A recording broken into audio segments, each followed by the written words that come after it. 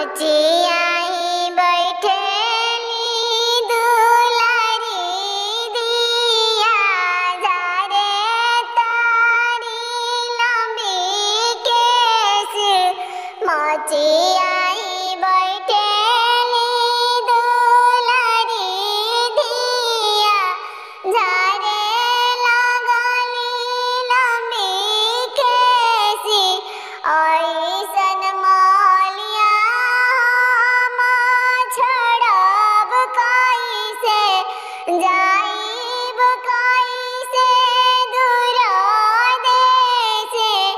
ऐसन मौलिया छड़ब कैसे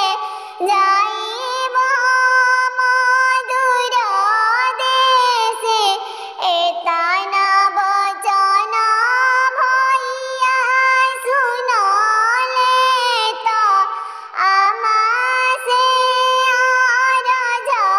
करे एतना बचन भैया सुनो नी तो पापा से अरज करे पापा अरज काहे बहिनी कहते जानी तो काहे रौरा बिरन कहिनी भैया अरज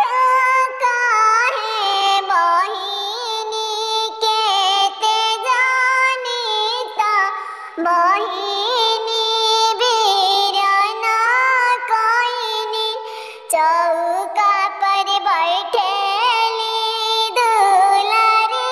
धिया नया